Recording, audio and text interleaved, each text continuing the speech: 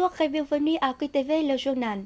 Le matin du 19 mars, le groupe Texhong Chine a eu une réunion de travail avec le district de Haiha sur la mise en œuvre des projets d'investissement dans la zone industrielle portuaire maritime Haiha.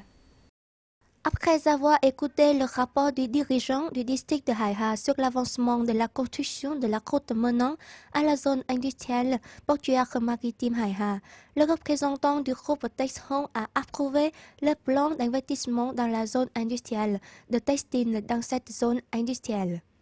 Sa construction sera mise en œuvre par le groupe Texhong à la fin du juillet 2014. Lors de la construction des usines, des ateliers, ce groupe réservera une partie du terrain pour construire le logement pour leurs ouvriers, l'école maternelle, l'hôpital, afin de répondre aux besoins des travailleurs de cette zone industrielle. Le district de Haiha s'est engagé à créer des conditions favorables pour le déploiement le plus rapide de ce projet. Le district insulaire Koto possède non seulement une position stratégique particulièrement importante pour la défense et la sécurité nationale, mais aussi une grande potentialité pour le développement du tourisme. En particulier, depuis la présence du réseau national de l'électricité, le tourisme de Koto a des conditions plus favorables pour se développer en une importante attraction touristique. Après 6 mois d'utilisation de l'électricité du réseau national, les gens de Koto ont construit 500 nouvelles chambres d'hôtel pour accueillir les visiteurs avec un investissement total d'environ 100 milliards de dong. Jusqu'à présent, ce district compte plus de 600 chambres en assurant le séjour d'environ 3000 touristes par jour. Le nombre de véhicules transportant des touristes a également augmenté. En 2013, Koto a accueilli 56 000 touristes, soit une augmentation de 10 fois par rapport à 2011. Son objectif de 2015 à 2020 sera d'accueillir environ 100 000 touristes par an. Avec la promotion de la potentialité touristique, la professionnalisation des travailleurs dans le tourisme, l'investissement dans le développement de la zone écotouristique des hôtels de luxe, Koto met également en œuvre des politiques visant à devenir une importante attraction touristique dans le complexe touristique d'Along Bay Từ Long Vân Đồn Koto Móng Cái, contribuant ainsi à la construction de la région insulaire prospère de Koto. Peu après le séminaire scientifique international sur le développement des zones économiques spéciales, expériences et opportunités, Quảng Ninh organisera le Festival des fleurs de cerisier Hạ Long 2014 qui aurait lieu mi-avril. Jusqu'à présent, plus de 100 cerisiers sont bien soignés pour ce festival.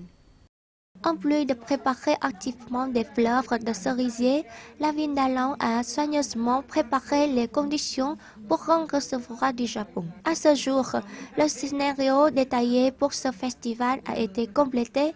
Les unités concernées complètement activement les festivités, la décoration de la scène sur une superficie d'environ 200 mètres carrés.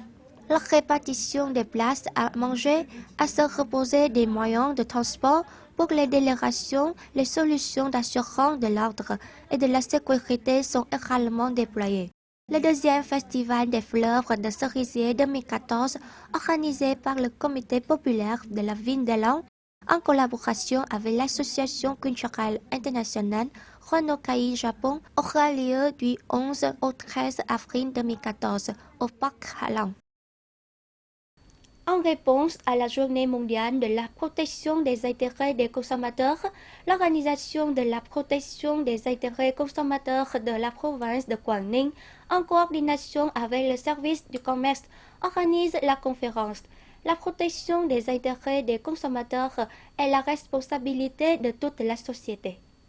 Lors de la conférence, plus de 100 délégués venant des services, des départements et des entreprises de la province ont été informés de la loi des droits des consommateurs, du statut et des responsabilités de la société civile dans la protection des intérêts des consommateurs. La conférence vise à soulever la conscience de l'unité des entreprises dans l'assurance de la qualité des produits et contribue à la protection des droits et des intérêts légitimes des consommateurs dans la province. devant le développement de la rougeole dans tous les pays pour une prévention proactive. Le secteur de la santé de la province de Quảng Ninh a dirigé les unités de santé pour planifier activement et déployer des activités de la prévention de la rougeole pour les enfants de 9 à 24 mois d'âge n'étant pas injectés ou injectés insuffisamment du vaccin de la rougeole, selon le calendrier de vaccination. L'objectif de cette campagne est d'augmenter le taux d'immunité contre la rougeole pour la communauté.